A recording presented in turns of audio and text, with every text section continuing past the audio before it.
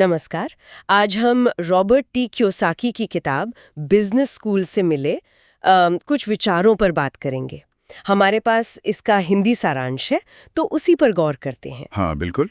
ये किताब काफ़ी चर्चा में रहती है, खासकर नेटवर्क मार्केटिंग और फाइनेंशियल फ्रीडम के नज़रिए से। सही कहा। तो आज हम यही समझने की कोशिश करेंगे कि ये किताब कैसे नेटवर्क मार्केटिंग को वित्तीय आज़ादी से जोड़ती है। और ये भी कि जो पारंपरिक शिक्षा है स्कूल कॉलेज वाली, क्या वो हमें असल दुनिया के लिए, खासकर पैसों के मामले में, पूरी तरह तैयार करती है या कहीं कुछ कमी है? हाँ, क्योंकि शुरुआत ही इस बात से होती है कि स्कूल हमें नौकरी के लिए तो तैयार करता है शायद, हाँ, एक अच्छा कर्मचारी बनने के लिए। पर जो असली वित्तीय आज़ादी है उसके लिए एक अलग ही तरह की समझ चाहिए, एक अलग बिजनेस स्कूल, जैसा कि कियोसाकी कहते हैं। तो चलिए इसी को खोलते हैं थोड़ा। जरूर। तो कियोसाकी का एक बड़ा पॉइंट ये है कि नेटवर्क मार्केटिंग वो असल में एक प्रैक्टिकल बिजनेस स्कूल जैसा है। मतलब कम पैसों में आप बिजनेस की वो बातें सीखते हैं जो शायद किसी एमबीए क्लास में भी ना मिले, जैसे टीम बनाना, लोगों से बात करना, कम्युनिकेशन। हाँ, और लीडरशिप भी। ये बहुत दिलचस्प नजरिया है। इसे सिर्फ पैसा कमाने का एक तरीका नहीं देखा गया है, बिल्कुल। बल्कि इसे एक ट्रेनिंग ग्राउंड की तरह देखा गया है, जहां आप असल में बिजनेस की समझ बनाते हैं, करके सीखते हैं, गिर के सीखते हैं। सही। थ्योरी नहीं, प्रैक्टिकल। पारंपरिक शिक्षा शायद ये अनुभव इतने सीधे तौर पर नहीं दे पाती। वो ज्यादातर थ्योरेटिकल होती है। और ये अनुभव जुड़ता है एक और जरूरी फर्क से, एक्टिव इनकम बनाम पैसिव इनकम। हाँ, ये कियोसाकी का कोर आइडिया है। किताब कहती है नौकरी से मिलती है एक्टिव इनकम, मतलब जब तक काम कर रहे हैं पैसा आ रहा है, काम बंद पैसा बंद। बिल्कुल। लेकिन बिजनेस या नेटवर्क मार्केटिंग का जो गोल है वो है पैसिव इनकम बनाना, एक ऐसा सिस्टम खड़ा करना जो आपके बिना वहां मौजूद हुए भी आपके लिए पैसा कमाए। हाँ यार, वो लाइन, सच्ची अमीरी तब है जब आप सो रहे हो तब भी कमा रहे हो। बिल्कुल। और इसका गहरा मतलब है संपत्ति बनाना, एसेट्स।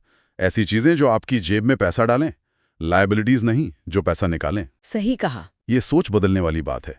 सिर्फ नौकरी करो पैसा कमाओ वाले मॉडल से बिल्कुल अलग। पैसे के पीछे भागने के बजाय पैसे को अपने लिए काम पर लगाना। तो फिर सवाल आता है, पैसे को काम पर लगाएं कैसे?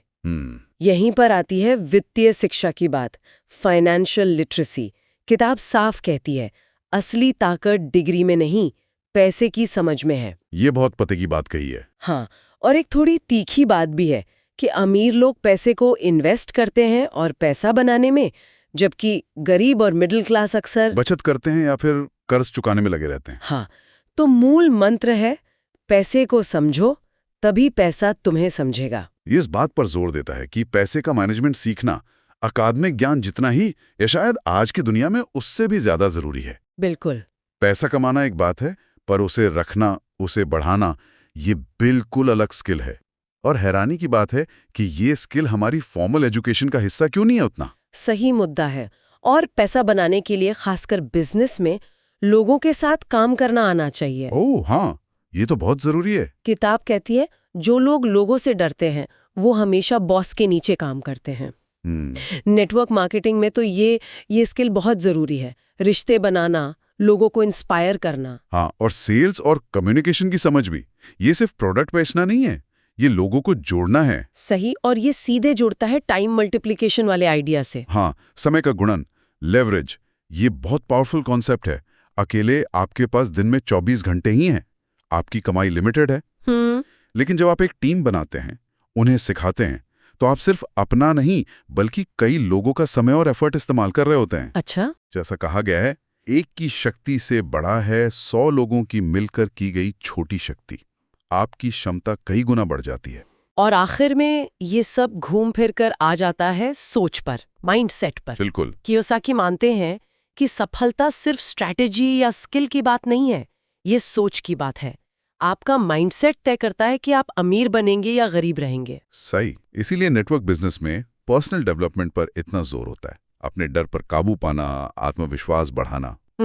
एक उद्यमी या एंटरप्रेन्योर की तरह सोचना सीखना। हाँ, और यहाँ एक और थोड़ा चौंकाने वाला विचार है, वो ये कि नौकरी पर निर्भर रहना शायद अपना बिजनेस शुरू करने से ज्यादा जोखिम भरा हो सकता है। सुनने में उल्टा लगता है ना? हाँ, लगता तो है, पर लॉजिक ये है कि नौकरी में आपका कंट्रोल बहुत कम होता है, कभी भी जा सकती है, जबकि अपना सिस्टम बनाने में रिस्क है पर कंट्रोल भी ज्यादा है और पोटेंशियल भी। तो ये सुरक्षा की जो पारंपरिक परिभाषा है उसी पर सवाल उठाता है। बिल्कुल। तो अगर हम इन सब बातों को समेटें, बिजनेस स्कूल का सार यही लगता है कि सच्ची वित्तीय आजादी के लिए सिर्फ डिग्री काफी नहीं है।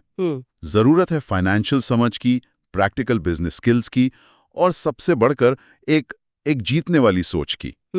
और कियोसाकी के हिसाब से नेटवर्क मार्केटिंग इन चीजों को सीखने का एक सुलभ रास्ता हो सकता है। बहुत अच्छी तरह से समेटा आपने। और जाते जाते हम श्रोताओं के लिए एक सवाल छोड़ जाते हैं सोचने को। हमारी पारंपरिक शिक्षा हमें एक सुरक्षित नौकरी का रास्ता तो दिखाती है, पर क्या कियोसाकी की इस बात में दम है कि असली सुरक्षा शायद उस नौकरी में नहीं बल्कि अपनी आय खुद बनाने और उसे कंट्रोल करने की क्षमता विकसित करने में है?